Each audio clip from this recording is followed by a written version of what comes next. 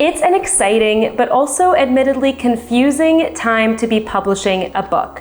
No longer are your options just between traditional publishing and self-publishing, because more and more new publishers have been popping up into the book publishing landscape with new models of ways to sell books and also pay authors for their work. Many of these publishers are labeling themselves as hybrid publishers, where presumably they are merging some elements of the traditional and the self-publishing process.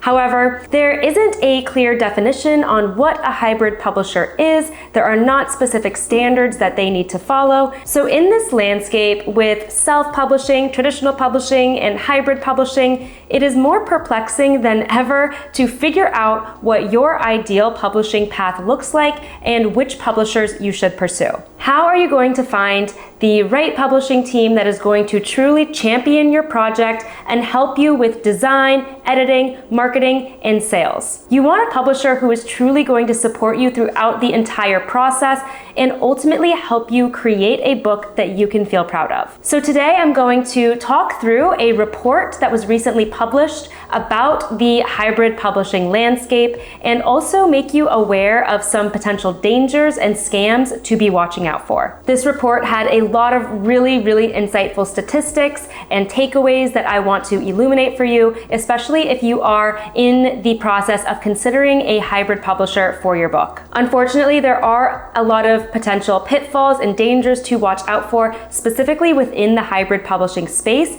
because it is newer and there are not specific standards that hybrid publishers need to follow. If you are interested in book publishing or anywhere along the book writing journey, I recommend subscribing to my channel if you haven't already. Every week, I post a video either with insight on the publishing industry like this one, or with tips on how to strengthen your book, and I'd love to have you around. Also, if you are working on a story, make sure to go to the link in my description and grab my free story self-assessment. It is a worksheet designed to help you identify the strengths and weaknesses in your own story and take it to the next level. So let's dive in with an overview of what this report was and who created it and what it covered. The report is titled, "Is It a Steal? An Investigation into Hybrid/Paid-for Publishing Services," and it was published in April 2022. It was created by two UK authors associations, the Society of Writers and the Writers Guild of Great Britain. And this was the first of its kind report on hybrid publishing services.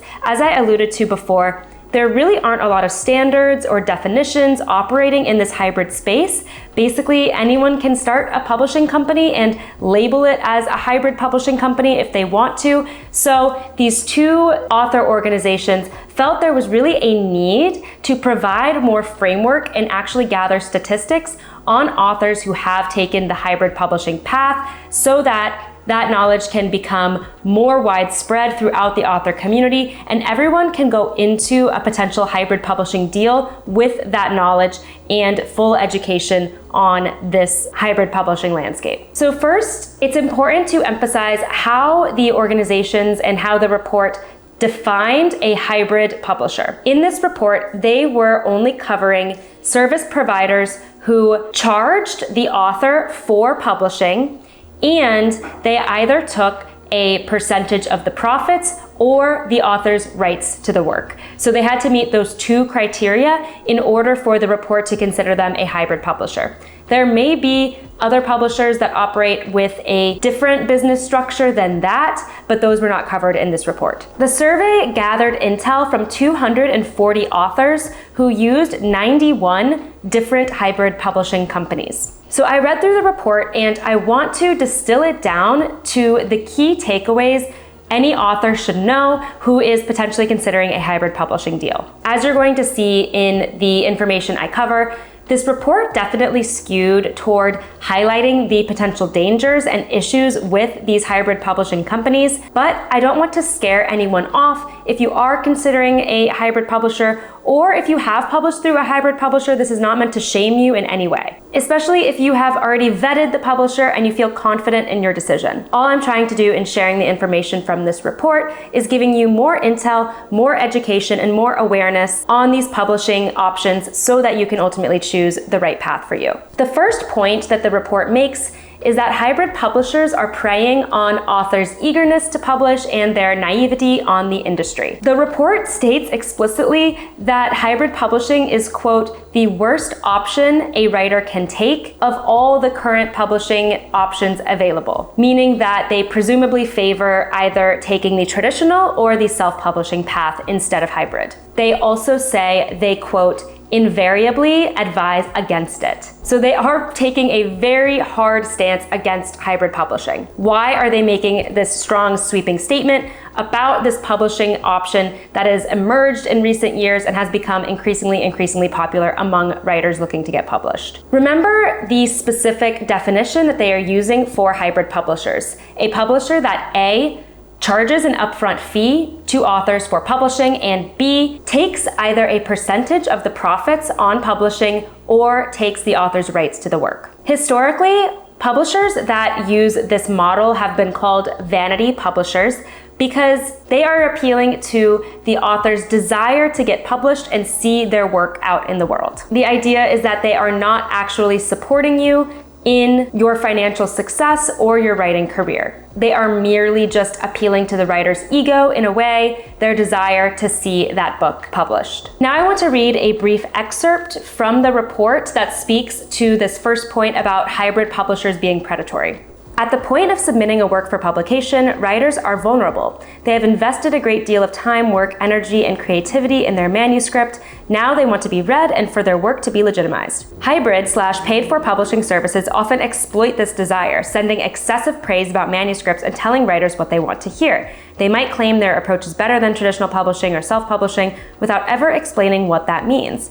They will stress how excited they are to be working with the writer. Of course, at the point of hearing a publisher express interest in their work like this, it can be difficult for a writer to step back and see it for what it is, a sales approach designed to take advantage of writers' hopes, their passion for their work, and their desire for validation, not to mention their lack of knowledge about the complexities of the publishing industry.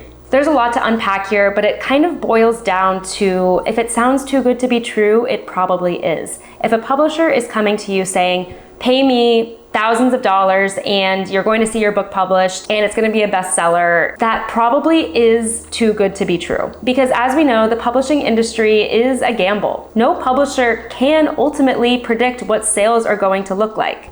And remember that a traditional publisher is never ever going to ask you upfront for any payment to publish your work. They will pay you to publish your work. And in self-publishing, while you might pay upfront for editing and design services as well as the platform you publish through, you are going to keep all of the profits on every book sale you make. So with that, let's go through the next point that I want to raise from the report, which is that most authors that were surveyed reported losing thousands of dollars. The report found that authors on average paid more to go through this hybrid publishing model than they would have paid for all of those services individually and then self-publishing on their own. On average, writers lost about £1,800, which equates to about $2,200, with some losses as high as £9,900 or $12,300. So writers are putting a lot of money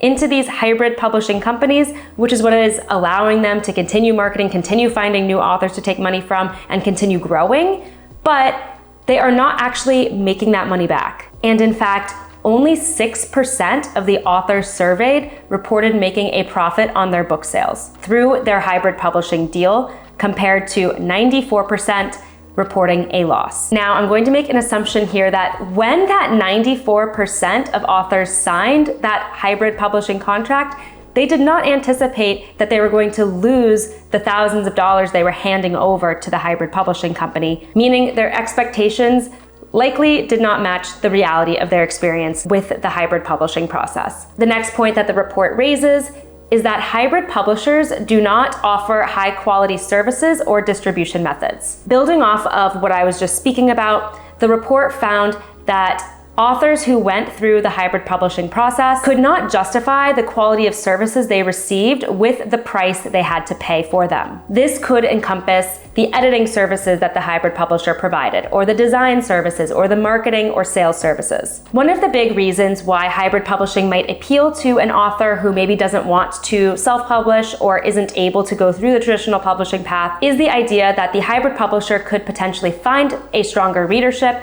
and generate more sales. However, in this survey, 59% of authors who went the hybrid path reported that their books were not available to buy in bookshops, supermarkets, or other retail outlets. They were only available in ebook form or print on demand, which you can also set up via a self-publishing service without the use of a hybrid publisher. Additionally, 52% of writers in the survey were dissatisfied with the hybrid publisher's efforts to generate sales or interest in their work. So we're talking a little bit over half of writers who are entering these contracts, paying this money, are not satisfied with the service they are receiving back. I'm gonna read another brief excerpt from the report covering the different services that the authors reported having issues with. The detailed responses we received from writers confirmed our concerns. These included aggressive marketing of these services to writers and manipulative sales approaches, ineffective book marketing package upgrades and other unnecessary upselling, unclear contracts and publishing processes, unnecessary and excessive acquisition of rights, services that fell far short of expectations, disappointment about the quality of the books produced, lack of availability of published books in bookshops, supermarkets, and other retailers. In many cases, respondents reported that the deals did not represent overall value for money, and that many companies provided disappointing services. Writers would have been better advised to self-publish and buy in any services they needed. There is a robust marketplace for book publishing services for authors who decide to self-publish, including freelance editors, freelance designers, freelance marketing and publicity folks. And what the report is saying here is that for the majority of authors who went the hybrid path, financially, they would have been better off to purchase those services a la carte on their own and then put up the book on a self-publishing platform on their own and retain all of their rights. The last issue I want to highlight from the report is something that I think is not going to come as a surprise based on everything we've already talked about, but it is that in a hybrid publishing deal, book sales are typically quite low. In the survey, a median of only 67 books was sold per publishing deal, and those sales equated to a median royalty of £68 or approximately $85 US. Now, that does not come anywhere close to the median cost that authors are putting up and paying these publishing services that I mentioned in the beginning of the video. So the bottom line here is if you are seeking a hybrid publisher because you want support in achieving a higher quality book and a higher level of sales and stronger distribution than you could do on your own through self-publishing, then it is ultimately not necessarily your best avenue and could potentially cost you more than any other option would have. I hope these insights from the report help you better understand the hybrid publishing landscape and potentially avoid some of the dangers of hybrid publishing if it is a path you are considering. I hope you have some more insight now on how to find a legitimate publisher for your book and help you find service providers that are truly going to support you throughout the publishing process. Let me know in the comments if you have considered using a hybrid publisher or if you have hybrid published. As I mentioned at the beginning, I have no intention of shaming anyone who has gone through the hybrid path. If you have had a great experience hybrid publishing, that would be awesome to share in the comments below. I merely wanted to share this information in the report that I found and give emerging authors a more holistic view of their publishing options. If you want a bit of a deeper dive into what your options are besides hybrid publishing, check out my video on the different ways to publish a book in 2022, where I talk through traditional self-publishing and hybrid publishing. And if you haven't already, please hit that like button and subscribe to my channel. It helps me know I'm bringing you useful content and allows me to continue growing this lovely community. As I mentioned, make sure to grab my free story self-assessment if you have a work in progress to help you take it to the next level. Thank you so much for watching and happy writing.